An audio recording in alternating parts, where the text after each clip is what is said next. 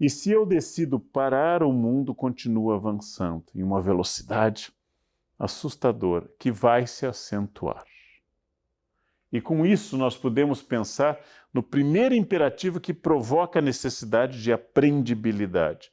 O primeiro indicativo é a tecnologia. Eu me lembro perfeitamente quando meu pai adquiriu o primeiro fax, e era uma inovação. O documento surgia à sua frente, a imagem em preto e branco.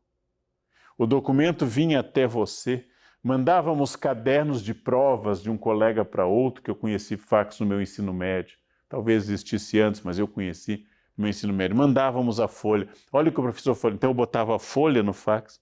Meu colega recebia do outro lado da cidade aquela folha pronta. Que avanço, que maravilha. E hoje, quando um aluno não pode assistir a aula, é comum um outro aluno gravar, em geral de forma clandestina, com o celular assim, gravar a minha aula e já transmitir para ele onde ele estiver, por impedimento real ou falta de vontade. A primeira questão é que a tecnologia se modificou de forma exponencial, geométrica, absoluta. Logo, não se trata mais de dominar uma técnica, mas de aprender que a própria técnica é superada pela técnica, e eu vou ter que dominar não apenas novas máquinas e programas, mas novas formas de encarar máquinas e programas. Segundo dado, que é um imperativo, mudou a estrutura econômica. Basta vocês pensarem quem são as 5 maiores fortunas do mundo hoje, e não estarão nessa lista os grandes produtores de petróleo, os grandes plantadores de um produto altamente comercial como soja, os grandes extratores, aqueles que extraem carvão, ou diamantes, ou ouro, os grandes mineradores, os grandes navegadores, as empresas de ferrovias ou de navios, sequer os grandes industriais. 5 maiores fortunas do mundo estarão nas mãos de pessoas que oferecem produtos com ideias. Celulares, sistemas de busca, redes sociais. Logo, a maior riqueza que nós temos hoje é o conhecimento, a ideia. Eu vou inventar um site de relacionamento e surge o Facebook. Eu vou inventar um site que as pessoas procurem como um imenso índice remissivo ou onomástico de uma obra. Surge o Google. Não, eu vou inventar um tipo de modelo de loja que vai vender de tudo, sem ter de fato lojas físicas, pelo menos como modelo dominante. Surge a Amazon. Ou seja, estou falando de ideias. Estou falando da capacidade de gerar novas ideias. Novas formas de fazer coisas. E isso é dito por muitos especialistas que é um grande desafio. Porque não se trata de aumentar a produção, que era o desafio tradicional. Eu hoje produzo 10 metros de tecido por minuto. Se eu diminuir o custo, melhorar a máquina, aumentar a produtividade dos meus funcionários, eu posso produzir 50 metros. E com isso eu vou vender mais. Esse era o pensamento tradicional. Como vender mais para conseguir mais lucro. Esse pensamento tradicional não foi superado. É claro que ainda é uma pergunta válida, como vender mais. Mas eu vou ter que agora pensar. Se as minhas estampas consagram um mundo, por exemplo, integrado, globalizado e que valoriza muito a diversidade étnica. Se as minhas estampas manifestam alguma questão agressiva à natureza, já que no valor agregado do meu produto eu não posso parecer uma empresa descompromissada do meio ambiente. Se a minha empresa que produz tecidos tem uma política afirmativa, decidida e clara antirracista. Se a minha empresa tem uma política de favorecer a integração de diversas orientações de gênero, eu vou ter que pensar não apenas a estrutura econômica, mas que a minha própria empresa, meu produto é também uma ideia. E essa ideia muda muito. Exemplo. se eu entregava bolos de casa em casa como um negócio amador, pessoal, mas útil e produtivo e que me ajudava na minha renda, a partir de março de 2020 eu vou ter que pensar como entregar esses bolos, convencendo o meu consumidor que eles foram produzidos em condições de higiene muito especiais em plena pandemia. Eu vou ter que ter um site, não apenas o boca a boca, por menor que seja meu negócio. Ele não sobrevive se eu não tiver um site, uma página pessoal, pelo menos uma página minha. Hoje, navegar nas redes é uma forma de consumo crescente. A pandemia trouxe para esse campo pessoas que tinham maior resistência. Em geral, nós, os mais velhos, que não gostávamos de comprar pela internet. Eu nunca me esqueço de uma tia minha que há mais de 20 anos, faz mais de 20 anos, me disse que não conseguiu comprar uma coisa, me disse assustado, eles pediram meu cartão de crédito.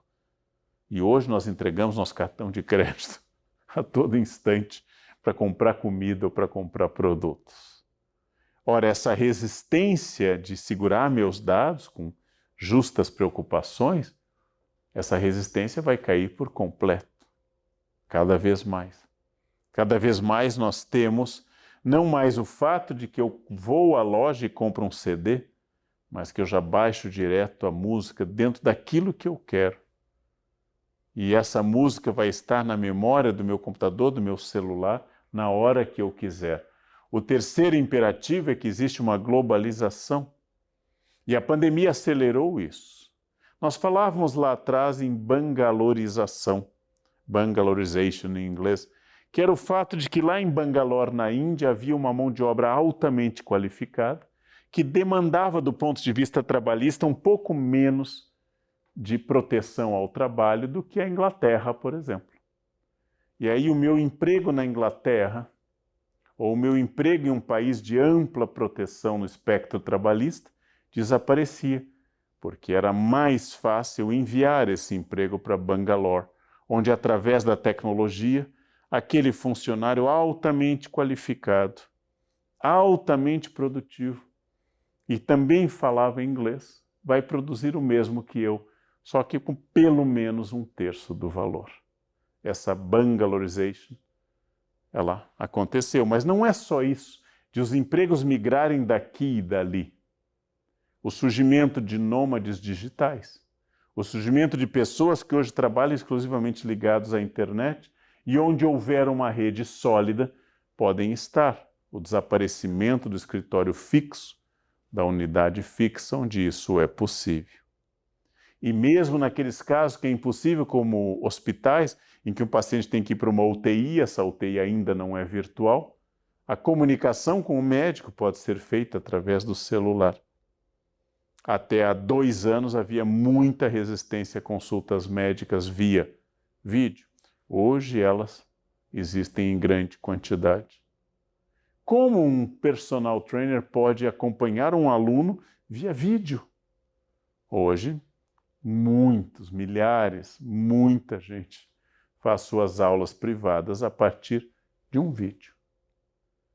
Onde eu vou ter acesso às coisas, eu posso acessar de qualquer lugar e me tornar um cidadão integrado através do fluxo de dados das redes.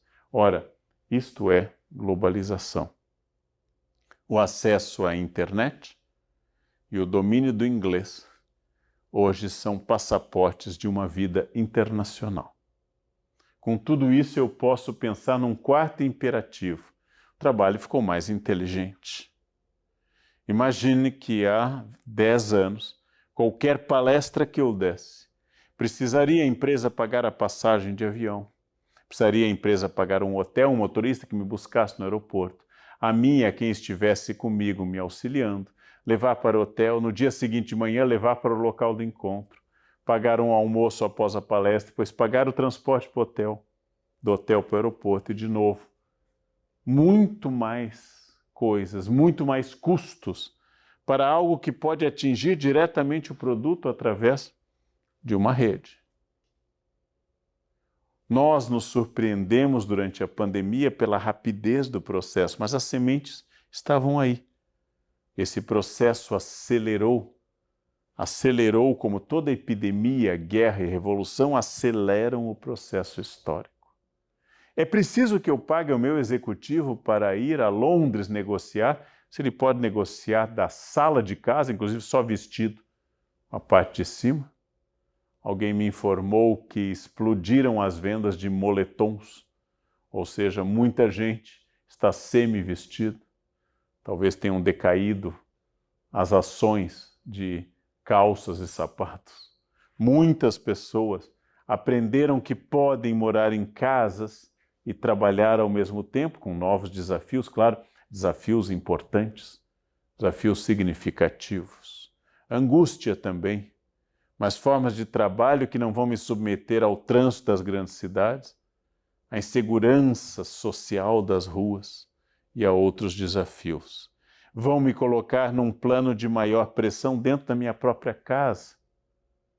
Até há 2 anos estava em ascensão um modelo muito europeu de apartamento muito pequeno, fácil de manter, e todos os serviços, por exemplo, lavar roupa ou academia, estavam no próprio prédio, em uma área comum. Os apartamentos foram sendo reduzidos, cresciam as vendas de apartamentos de 50 metros quadrados, porque para viver eu usava muito pouco a minha casa, eu vivia na rua, precisava de alguns espaços coletivos. Hoje está em alta morar em casa, uma casa em que cada um tenha seu local de trabalho, seu computador, sua câmera, seu tripé de luz. Uma casa que virou escola, que virou também casa de trabalho. Tudo isso é um novo modelo. Esse modelo exige adaptação.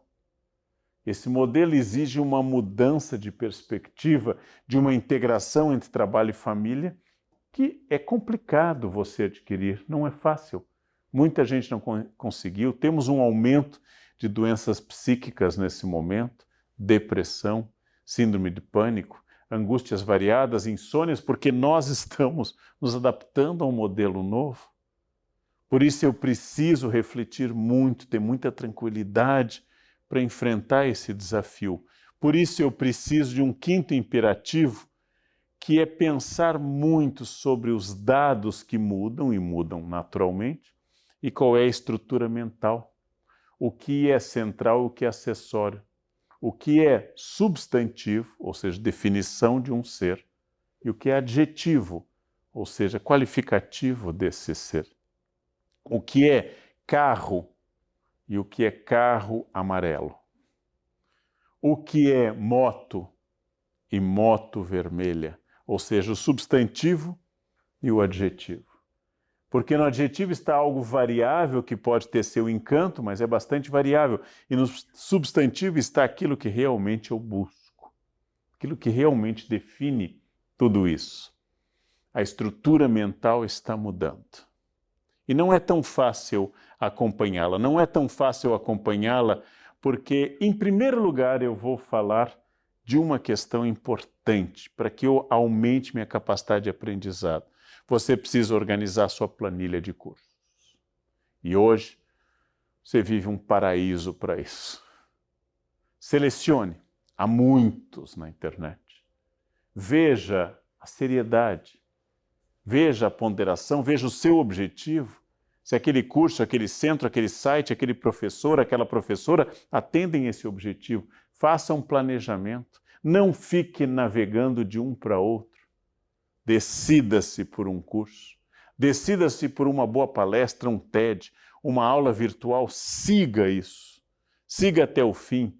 Anote no próprio computador, no papel, se você mantém esse hábito tradicional, e faça a sua planilha de curso. Quais são suas deficiências? Eu tenho deficiências na área de informática, eu tenho deficiências na área de línguas, eu poderia melhorar meu português, meu inglês, eu poderia ter mais habilidades sociais. Eu quero aprender sobre expressão corporal. Eu gostaria de ter informações sólidas sobre arte, porque sinto que as pessoas conversam e valorizam muito isso no ambiente que eu vivo. Eu gostaria de aprender a me vestir melhor, eu gostaria de aprender a falar melhor, eu gostaria de ser uma pessoa que causasse mais impacto.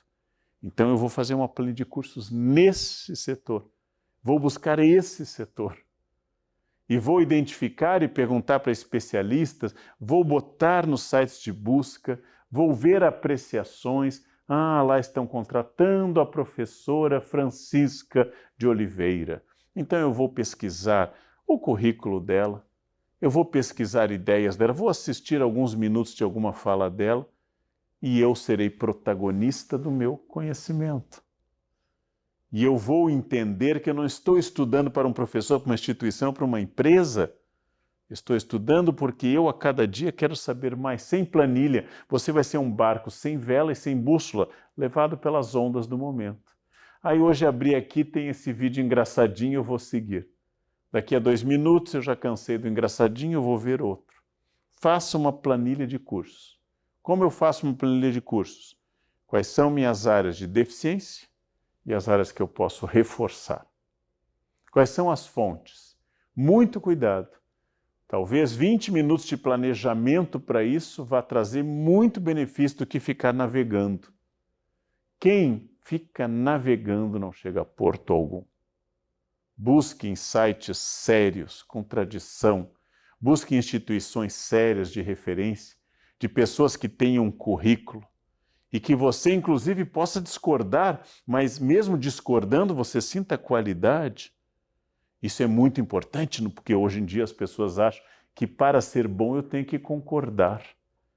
É diferente o conhecimento de um gosto. Fulano não gosta de pera, acha muito mole. Pronto, isso é um gosto, não tem como discutir.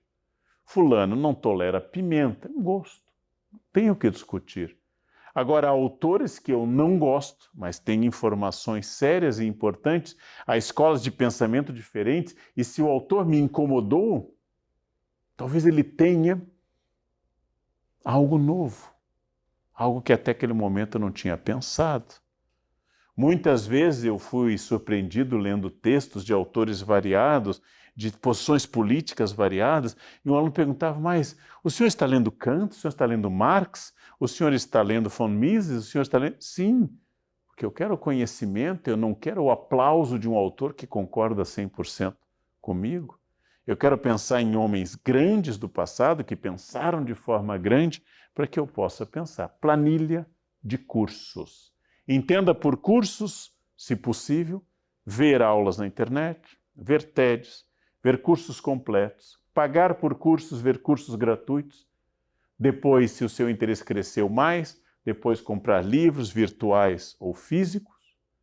Depois, talvez, e no momento adequado e com toda a segurança, e se sua renda permite, que você encontre virtualmente ou realmente as pessoas de forma individual. É um caminho. Segundo, muito importante, eu sou um grande diretor de empresas, eu sou um grande coordenador de escola, eu sou uma professora de múltiplas habilidades, mas tudo dentro daquela área de física, de química, de história, de administração, de direito previdenciário. No momento que você se sai dessa caixinha, que você extrapola a sua área de conforto e vai para uma nova área de conhecimento, você puxa para si uma enorme gama de forças inovadoras. Eu até agora tenho trabalhado muito cerebralmente questões de estratégia, porque minha empresa é de logística de transporte rodoviário. Eu tenho que pensar distâncias, custo, frete. Eu tenho que pensar segurança da carga, entrega, mão de obra. Muito estresse nesse campo.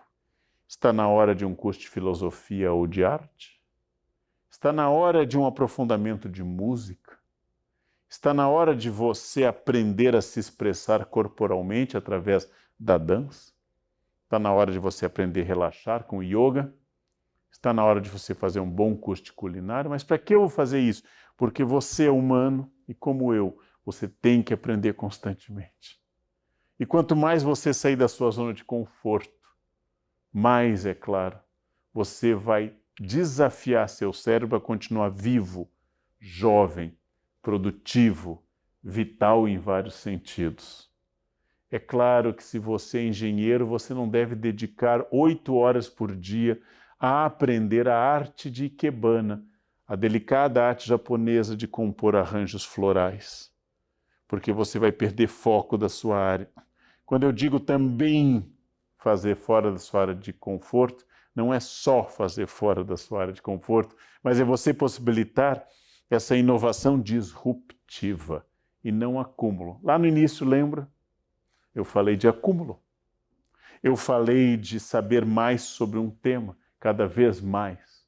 Agora eu estou falando de inovação disruptiva.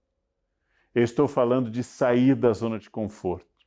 Eu vou dar um exemplo. Pelo menos ele fala muito disso. Ele diz que faz muito. Claro, todos temos redes sociais, a gente sabe que o real às vezes não combina. Mas várias vezes em documentários que eu assisti, Bill Gates diz que pega uma sacola, essa cena eu já vi em documentário, de livros físicos, de papel, tradicionais, 10, 15, 20 livros que ele considera essenciais, ele faz uma curadoria ou contrata alguém para fazê-lo e diz Bill Gates que ele vai para uma região isolada e lá sem acesso à internet, lá sem celular, computador, ele pega os livros e faz uma imersão por algumas semanas por ano. Graças a isso, Bill Gates diz que surgem para ele ideias inteiramente novas, muito desafiadoras, muito inteligentes, e ele passa o resto do tempo se abastecendo dessas ideias. Bill Gates deu um passo atrás na tecnologia, livros físicos em ambiente real, sem conexão, para dar vários passos à frente. Em um mundo que está conectado o tempo todo, digitando imagens, emojis, frases, onomatopeias, RS, kkkk, nesse mundo, você se permitir desligar o celular, ler um livro completo, pensar sobre ele, anotar coisas no livro, se for seu, anotar em uma folha, nesse mundo isso se torna um diferencial, porque você deu um passo atrás tecnológico para saltar muito à frente. Então, muito importante, em todos os campos, às vezes, é importante fazer coisas novas. Os estudiosos do cérebro dizem que para retardar senilidade, para retardar, inclusive, males terríveis como Alzheimer, você poderia desafiar seu cérebro a fazer o que ele nunca fez. Amarrar seus cadarços com a mão esquerda, se você for destro, como a maioria da humanidade é. Ou fazer um caminho completamente diferente. Ou sair para viajar sem, por exemplo, ficar fotografando tudo a todo instante, apenas visualizando. Ou voltar a escrever com caneta para treinar alguma coisa, se você acha que isso vai provocar na sua cabeça algo novo. Eu disse lá atrás que não tem sentido ficar copiando horas e horas da aula, mas tem muito sentido que eu faça um curso de caligrafia, como aliás eu acabei de começar um, porque eu me lembro sempre do Steve Jobs, que não concluiu a faculdade, dizendo que toda a série que ele fez para seus computadores de letras nasceram de um curso de caligrafia que ele fez na faculdade, que ele não concluiu. Estaria na hora de você aprender um instrumento musical? Estaria na hora dessa área rica de streamings, de músicas que fluem, você aprender a fazer sua própria música? De sair da sua zona de conforto, reinventar-se? É isso que eu digo, passo atrás para saltar à frente.